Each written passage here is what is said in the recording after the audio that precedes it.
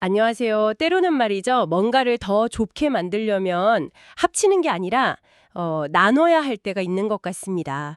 마치 레고 블록을 잘 분해해서 완전히 새로운 작품을 만드는 것처럼요. 오늘 바로 그런 이야기, 자동차 기술업계의 큰 손이죠. 앱티브 이야기를 좀 해볼까 합니다. 단순히 회사를 막 키우고 인수하고 이런 것만이 가치를 높이는 방법은 아니더라고요. 때로는 핵심에 집중하려고 과감하게 딱 분리하는 전략이 오히려 더 좋은 결과를 낳기도 하죠. 앱티브가 왜 또다시 회사를 나누기로 했을까? 그리고 이게 여러분에겐 어떤 의미가 있을 수 있을지 오늘 좀 깊이 들어가 보죠. 네, 어쩌면 생각지도 못한 어떤 기회를 발견하실 수도 있겠습니다. 네, 앱티브는 지금 자동차의 신경망이라고 할 수 있는 전기 시스템, 그리고 이제 두뇌나 눈 역할을 하는 첨단 운전자 보조 시스템 ADAS라고 하죠. 그리고 커넥티드 카 솔루션, 여기에 집중하고 있습니다. 근데 이게 흥미로운 게요. 앱티브가 이렇게 큰 전략적 변화, 그러니까 분사를 하는 게 이번이 처음은 아니라는 겁니다. 그 역사를 좀 거슬러 올라가 보는 게 이 이야기의 맥락을 잡는 데 중요할 것 같아요. 맞아요. 시간을 좀 뒤로 돌려보면 시작은 1999년이었죠. 그 거대 기업 GM, 제너럴 모터스에서 자동차 부품 사업부가 딱 떨어져 나온 거. 그게 델파이 오토모티브였잖아요. 네, 델파이. 근데 좋았던 시절도 잠시고 2000년대 중반에 2005년이었죠. 그때 파산 보호 신청을 했어요. 큰 위기였죠. 그 뒤로 정말 힘든 구조조정을 거쳤고요.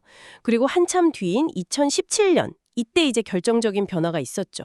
구조조정을 끝낸 델파이가 회사를 딱 둘로 쪼갰습니다. 그때 앱티브라는 이름이 처음 나온 거고요. 그때가 첫 번째 분사였군요. 네.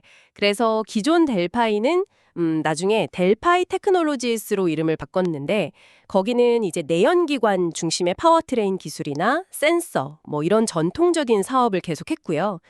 반면에 새로 만들어진 앱티즈는 미래지향적인 거, 전기차 시대의 핵심인 전기차 전동화나 자율주행 관련 안전기술처럼 성장 가능성이 훨씬 큰 사업들을 가져갔어요. 그렇죠. 이 첫 번째 분사 전략이 처음에는 시장 반응이 아주 좋았습니다. 특히 그때가 전기차, 자율주행 이런 거에 대한 기대감이 정말 하늘을 찌르던 시기였거든요. 그래서 앱티브가 소위 말하는 기술주 대접을 받으면서 주가 수익 비율, PE라고 하죠. 이게 상당히 높게 평가받았어요. 미래 가치를 높게 쳐준 거네요. 네, 그렇죠. 성장성을 본 거죠. 그런데 영원할 것 같던 전기차 열풍이 좀 식고 현실적인 속도 조절 국면에 들어가면서 상황이 좀 바뀌었습니다. 시장 기대치가 좀 내려오면서 앱티브의 PE 비율도 다시 스르르 내려와서 결국에는 다른 전통적인 자동차 부품 회사들이랑 비슷한 수준이 되어버렸죠. 근데 여기서 진짜 재밌는 건 앱티스의 사업 자체는 실적은 전혀 문제가 없었다는 거예요. 올해로 엄청 좋았어요. 매출도 꾸준히 늘고 수익성, 그러니까 이익률도 계속 좋아졌거든요. 숫자를 좀 보면 2021년에 주당 순이익 EPS가 한 2.61달러 정도였는데 올해 2025년 예상치가 거의 7.5달러까지 올라갈 걸로 보고 있어요. 와, 7.5달러요? 네, 연평균으로 계산해 보면 이게 무려 30% 성장이에요. 정말 대단한 거죠. 견고하고 인상적인 성장세예요. 바로 그겁니다. 실적은 이렇게 좋은데 왜 주식시장에서는 제대로 평가를 못 받았을까? 문제는 바로 시장의 인식에 있었던 것 같아요. 뭐랄까, 인식의 틀 같은 거죠. 앱티브가 아무리 우리는 첨단 기술 회사다 외쳐도 투자자들은 그래도 결국 자동차 산업에 묶여 있잖아. 이렇게 본 거죠. 자동차 경기에 따라 출렁일 거라는 생각? 그렇죠. 자동차 산업 자체가 워낙 변동성이 크고 주기적으로 좋았다 나빴다 하니까요. 앱티브도 거기서 자유롭지 못할 거라는 인식이 강했던 겁니다. 예를 들어서 비슷한 기술을 가진 다른 회사들 중 일부는 좀 일찍부터 자동차 말고 다른 분야, 산업 자동화나 항공우주 같은 쪽으로 사업을 넓혔거든요.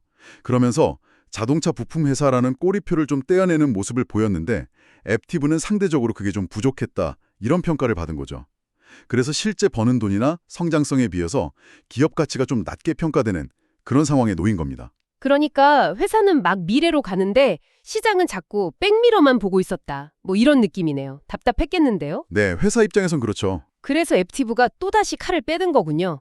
두 번째 분사, 다시 한번 변신하겠다.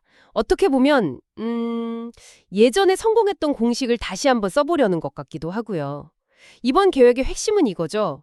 회사를 또 둘로 나누는데 그 기준이 성장 속도랑 수익성이더라고요. 네, 맞습니다. 한쪽은 상대적으로 성장은 좀 더디지만 안정적인 전기 배전 시스템, EDS 사업.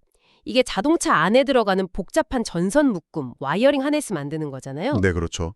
차량의 혈관 같은 거죠. 그리고 다른 한쪽은 훨씬 빨리 크고 돈도 더 잘 버는 안전 및 소프트웨어 사업, 뭐 ADAS, 인포테인먼트, 커넥티드카 플랫폼 이런 첨단 기술 모여 있는 곳이고요. 네, 이 분사는 지금 2026년 1분기 완료를 목표로 하고 있습니다. 이론적으로 봤을 때 이 분할이 가져올 가장 큰 기대 효과는 자원의 효율적인 배분이라고 할 수 있어요. 두 회사가 이제 각자 자기 사업 특성, 성장 전망에 맞춰서 투자 우선순위를 정하고 자본을 더 효과적으로 쓸 수 있게 되겠죠. 그렇죠. 집중할 수 있으니까. 더 중요한 건 이제 분리되어 나갈 그 고성장, 고수익 사업, 안전 및 소프트웨어 중심의 새로운 앱티브가 되겠죠. 여기가 더 이상 전통적인 자동차 부품 회사로 평가받지 않을 가능성이 생긴다는 겁니다. 기술 기업으로서 훨씬 높은 가치 평가, 그러니까 높은 멀티플을 받을 기회가 열리는 거죠. 아, 그래서 이게 투자자들한테 좋은 소식이 될 수 있다는 거군요. 숨어있던 가치가 드러날 수 있으니까. 네, 바로 그 점입니다. 제대로 평가받을 기회가 생기는 거죠. 구체적인 숫자를 좀 비교해보면 그 잠재력이 더 잘 보이는데요. 작년 2024년 실적 기준으로 보면요. 분리될 EDS 사업, 그 전선 묶음 사업은 연간 매출이 한 83억 달러 정도 했고 EBITDA 마진율이라고 하죠. 세전 영업이익률 비슷한 거. 그게 9.5% 수준이었어요. 9.5%. 뭐 나쁘진 않지만 제조업 평균 정도죠. 네. 근데 남게 될 안전 및 소프트웨어 사업은 연간 매출이 122억 달러로 이미 규모도 더 크고요. EBITDA 마진율이 무려 18.8%였습니다. 18.8%요? 와, 거의 2배네요. 네, EDS 사업의 거의 2배 가까운 수익성을 보여준 거예요. 18.8%라는 EBITDA 마진율은 상당히 중요한 숫자입니다. 이 정도면 일반적인 자동차 부품 회사는 훨씬 뛰어넘고요. 잘 나가는 소프트웨어 회사나 기술 서비스 기업들과 비교될 만한 수준이거든요. 아, 그렇군요. 레벨이 다르네요. 네, 시장은 당연히 이런 높은 수익성에 훨씬 더 높은 가치를 매깁니다. 따라서 분사를 통해서 이 고수익 사업의 매력이 딱 부각되면 회사 전체의 가치 평가가 크게 뛸 수 있는 뭐랄까 발판이 마련되는 거죠. 여기서 정말 흥미로운 점, 어쩌면 많은 분들이 그냥 지나쳤을 수도 있는 부분은 이 안전 및 소프트웨어 사업의 확장성인 것 같아요. 이게 단순히 자동차 안에만 갇혀있는 기술이 아니라는 거죠. 맞아요. 그게 핵심입니다. 이 기술들이 잘만 하면 자동차 산업 바깥으로 다른 산업으로 충분히 뻗어나갈 수 있는 거 아니냐? 이게 핵심인 것 같아요. 분사를 통해서 자동차 부품 회사라는 좀 낡은 옷을 벗을 수 있다는 기대감, 이게 생기는 거죠. 정확하게 보셨습니다. 이번 분사의 진짜 목적은 그냥 회사를 나누는 행위 자체가 아니라 그렇게 분리된 고성장 고수익 사업부가 더 넓은 시장으로 나가게 하는 거. 자동차 산업의 경계를 넘어서는 기술 플랫폼 기업으로 도약시키는 데 있는 거죠. 사실 앱티브는 이미 그런 움직임을 좀 보여왔어요. 2022년에 그 임베디드 시스템이랑 통신 소프트웨어 쪽 강자인 윈드리버를 인수했잖아요. 아, 맞아요. 윈드리버 인수했었죠. 꽤 큰 질이었던 것 같은데. 네, 상당한 경우냈죠. 이게 단순히 자동차 소프트웨어 역량 강화, 이걸 넘어서는 의미가 있습니다. 통신, 항공우주, 국방, 산업 자동화, 이런 다양한 분야로 사업을 확장할 수 있는 굉장히 중요한 발판을 마련한 거거든요. 이번 분사는 이런 큰 그림, 이런 비전을 더 빨리 실현하기 위한 어떤 전략적인 포석이다, 이렇게 해석할 수 있습니다. 그렇군요. 윈드리버 인수가 단순한 M&A가 아니라 훨씬 더 큰 그림을 위한 밑작업이었다. 이런 거네요. 자, 그러면 이 복잡한 이야기들이 결국 우리에게 특히 aptiv에 투자하고 계시거나 관심 있게 보시는 분들에게는 어떤 의미가 있을까요? 그래서 뭘 어떻게 봐야 하나 이게 제일 궁금하실 텐데요. 현재 aptiv 주가는 아까 말씀드린 그 인식의 문제 때문에 역사적으로 보면 상당히 낮은 수준의 평가를 받고 있습니다. PE 비율이 낮다는 거죠. 이런 상황에서 만약에 분사가 계획대로 잘 진행되고 새로운 aptiv, 그러니까 안전 및 소프트웨어 중심 회사가 높은 성장성과 수익성을 딱 증명해낸다면 지금 주가는 어떻게 보면 진흙 속에 숨겨진 진주 같을 수 있다는 거죠. 아, 다이아몬드 인더럽? 네, 그런 표현이죠. 만약에 회사가 계획대로 자동차 산업 바깥으로도 의미 있는 확장을 보여주고 아까 말한 18.8% 이상의 높은 이비디어 마진을 꾸준히 유지하거나 더 높인다면 시장은 이 회사를 더 이상 그냥 자동차 부품 회사가 아니라 고성장 기술 기업으로 다시 보게 될 거라는 겁니다. 그렇게 되면 앞으로 몇 년에 걸쳐서 꾸준히 주가가 오르면서 투자자들에게 보답할 가능성이 충분히 있다고 봅니다. 핵심은 시장의 그 고정관념을 깨고 사업의 진짜 가치, 그 잠재력을 제대로 인정받는 과정에서 생기는 그 상승 기회를 잡는 거죠. 그냥 항상 좋은 점만 있는 건 아니잖아요. 위험 요인은 없을까요? 예를 들면 분사 과정 자체가 좀 삐걱거린다거나 아니면 막상 나눠놓고 보니 시너지 효과가 사라져서 둘 다 약해진다거나 뭐 그럴 수도 있지 않을까요? 아까 말씀하신 윈드리버와의 통합이 생각보다 잘 안 될 수도 있고요. 물론입니다. 당연히 위험 요인이 있죠. 모든 전략에는 리스크가 따르니까요. 말씀하신 것처럼 분사 과정 자체가 굉장히 복잡합니다. 예상치 못한 비용이 들거나 시간이 더 걸릴 수도 있고요. 또 분리된 두 회사가 각자 독립적으로 경쟁력을 잘 유지하고 성장 동력을 만들어내야 하는 숙제도 안고 있죠.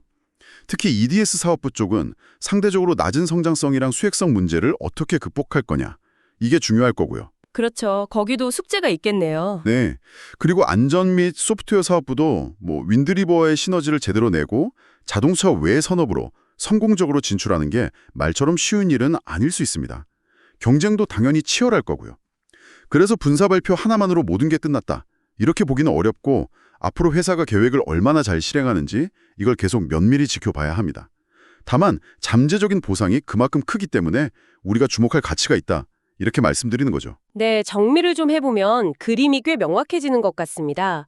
2017년 첫 번째 분사가 그 델파이라는 과거의 그림자에서 벗어나서 더 나은 자동차 부품 회사가 되려는 시도였다면 네, 그렇죠. 진화하려는 시도. 이번 두 번째 분사는 거기서 한 단계 더 나아가서 아예 자동차 부품 회사라는 그 틀 자체를 벗어던지려는 거군요. 고성장 고수익의 기술 플랫폼 기업으로 도약하려는 훨씬 더 야심찬 계획이다. 이렇게 볼 수 있겠네요. 맞습니다. 정체성을 바꾸려는 시도죠. 자동차 회사의 울타리를 넘어서 소프트웨어와 첨단 기술을 중심으로 새로운 정체성을 만들겠다. 이런 시도로 보입니다. 오늘은 앱티브가 왜 다시 한번 회사를 나누기로 결정했는지 그 복잡한 배경과 전략적인 목표까지 깊이 있게 살펴봤습니다. 핵심은 명확해 보입니다. 실적은 정말 좋은데 자동차 산업이라는 틀에 갇혀서 제대로 평가받지 못했던 그 고성장 고수익 사업, 안전 및 소프트웨어 사업이죠.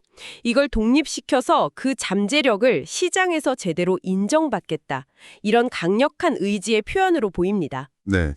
단순히 기업 가치를 높이는 걸 넘어서 이번 분사가 새로운 앱티브에게 어떤 미래의 문을 열어줄 수 있을지 이걸 상상해보는 것도 상당히 흥미로운 지점 같아요.